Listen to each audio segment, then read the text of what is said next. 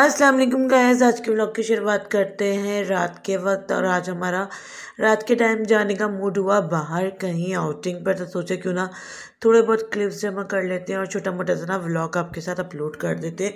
और ना मौसम बहुत अच्छा हो रहा था और शहीर साहब ना हमारे साथ थे। और जब शहीर साहब अकेले होते ना तो फुल ऑफ एंजॉय करते।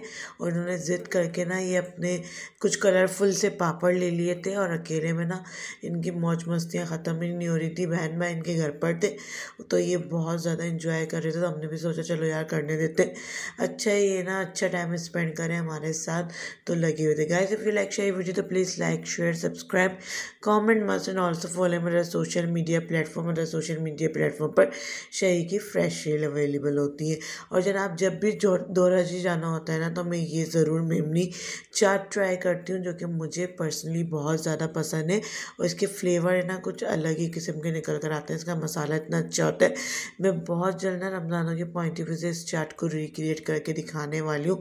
मैं तो तमाम तर लवाजिमात डाल के फुल स्पाइसी फॉर्म के अंदर इसको खाना पसंद करती हूँ। मेरे हस्बैंड जो है ना वो कहते हैं बस कर दो, इतनी मिर्चें क्यों खाती हूँ, इतनी मिर्चें खाना मुजरे सहर है। मगर मुझे ना सब्र नहीं आता जब तक ये तमाम तर जो चाट है ना वो लॉट्स ऑफ स्पाइसेस से भरपूर ना होना और तमाम तर चीज़ें इसके अंदर अच्छी क्वांटिटी और अच्छी क्वालिटी में मौजूद ना होना, जब तक मुझे मज़ा नहीं आता। तो ये मेरी मोस्ट फेवरेट और मोस्ट इम्पोर्टेंट चाट है मेरी ज़िंदगी की, जो कि मैंने जब से ट्राई किया ना मैं इसको ज़रूर बार बार इंजॉय करती हूँ।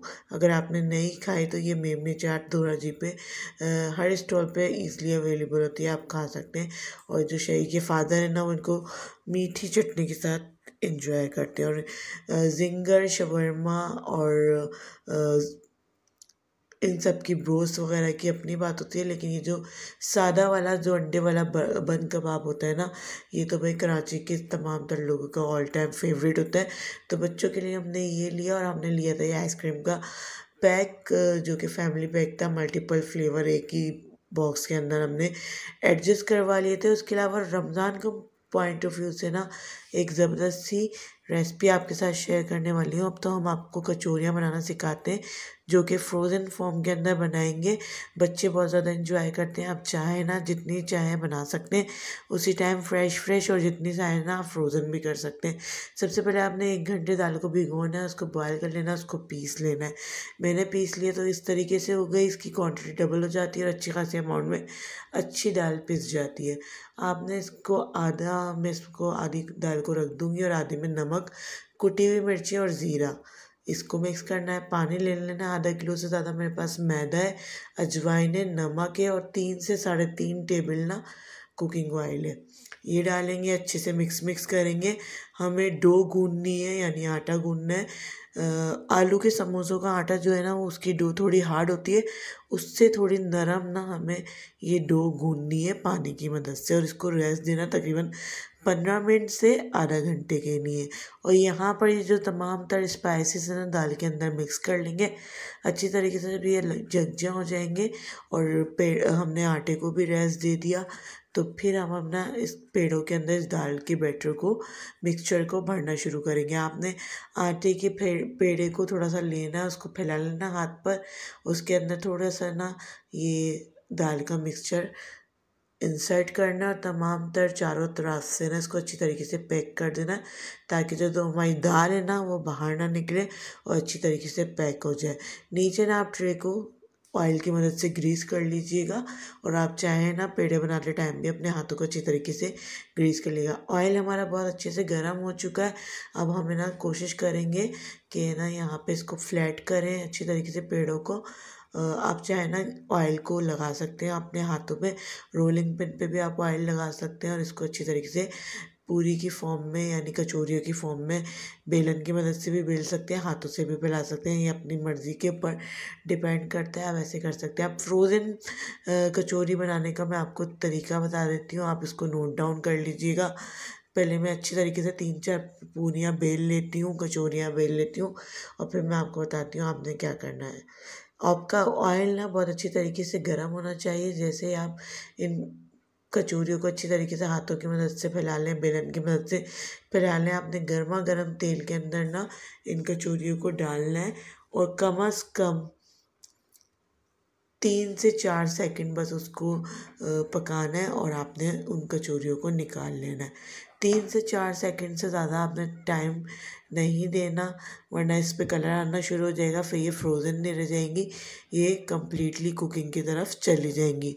तो आपने छोटी छोटी टिप्स, छोटी छोटी ट्रिक्स का ना ख्याल रखना है, तो आपकी फ्रोज़न कचौरी ना अच्छी बनेगी। अब यहाँ पे मैंने 3 से 4 कचौरियाँ बेल ली हैं। अब इनको करते हैं फ्राई। 3 से 4 सेकंड में ना मैं इन कचौरी को निकाल लूँगी। देखिए इसके ऊपर बिल्कुल भी ना कलर नहीं आया, और ऑयल बिल्कुल आपने इसका रिमूव कर देना है, एक्स्ट्रा ऑयल। और इसको कुछ ऐसे बर्तन में रखना है, किसी ऐसे छन्ने में रखना है आपने, ताकि कम्प्लीटली ना ठंडी हो जाए। ठंडी हो जाएगी ना, फिर मैं आपको बताती हूँ आगे का प्रोसेस आपने क्या करना है। इसको किस तरीके से आपने स्टोर करना है फ्रिज के अंदर, और किस तरीके से आपने इसको फ्रोज़न फॉर्म के अंदर लेकर आना है। और जब आपका दिल चाहे आप निकालें, गर्मा गर्म तेल में इसको मनचाहा गोल्डन ब्राउन तक कलर आने तक पकाएं दोनों तरफ से, और एंजॉय करें। अब हम बाकी की जो कचौरियाँ जो हमें इंस्टेंटली फ्राई करनी है, वो हमें इस तरीके से गोल्डन ब्राउन फ्राई करनी है। अब हमने क्या किया है, कुछ यूँ है कि हम जल्दी जल्दी ना इंस्टेंट सी कचौरियाँ बना लेते हैं, जो कि हम इसी वक्त इंजॉय करने वाले हैं, बच्चों को देने वाले हैं, और बच्चे इंजॉय करने वाले हैं। मेरे बच्चों को बहुत ज़्यादा पसंद है। कभी कभी मेरा मूड होता है ना कुछ ना बनाने का, खाने के पॉइंट ऑफ व्यू से, तो मैं कचौरियाँ बना लेती हूँ। आपने इस तरीके से प्लास्टिक कवर लेना है, आप चाहें तो पीसेस की फॉर्म में भी कर सकते हैं। बिल्कुल ठंडी की हुई फ्रोज़न पूरी को आपने रखना है, फिर दोबारा लेयर प्लास्टिक कवर की लगानी है, फिर आपने दूसरी पूरी रखनी है, फिर लेयर लगानी है प्लास्टिक कवर या बटर पेपर की, फिर आपने कचौरी रखनी है। उसके बाद आपने ज़िप लॉक बैग के अंदर इसको ज़िप लॉक कर देना है, या फिर आपने इसको एयर टाइट किसी कंटेनर में मल्टीपल तले ऊपर रख कर, ऊपर तले एक के बाद एक लेयर लगाते जाना है, और इसको रख कर आपने फ्रीज़र में फ्रीज़ कर देना है। जब आपका दिल करे आपने गरम ऑयल के अंदर इसको बनानी है। जैसे मैं यहाँ पे फ्राई कर रही हूँ, तो ये फूलेगी भी, और इसके ऊपर कलर भी बहुत अच्छा आएगा, और आपको बिल्कुल फ्रेश कचौरी ना घर में मिल जाएगी। तो आप इस तरीके से ना आपने फ्रोज़न बना लेनी है। आप जब दिल चाहे आपका रमज़ान मुबारक में आप बनाकर इसको एंजॉय कर सकते हैं। बच्चे भी खुश, आप भी खुश, आपका भी टाइम सेव हो जाएगा, और आप ना बच भी जाएंगे इतनी मेहनत करने में। एक बार बना लें और ये आप लॉन्ग टाइम के लिए इंजॉय कर सकते हैं। आप तकरीबन 20 से 25 मिनट इसको आराम से फ्रोज़न फॉर्म के अंदर ना स्टोर कर सकते हैं। तो आप अभी भी चाहें ना तो रमज़ानों के लिए बनाकर स्टोर कर सकते हैं। और देखें फूली भी है मेरी कचौरी, और इसके ऊपर कलर भी बहुत अच्छा आया है। और हमने फिर इसको तमाम तर लवाज़िमात के साथ एंजॉय किया था, जो कि आलू की तरकारी थी, रायता था और अचार था। तो बहुत मज़े की बनी थी। आप मुझे ज़रूर फीडबैक दीजिएगा। मिलते हैं नेक्स्ट व्लॉग में। यहाँ करते हैं व्लॉग को फुल स्टॉप। टिल देन अल्लाह हाफ़िज़, एंड फाइनली फ़ी अमानिल्लाह।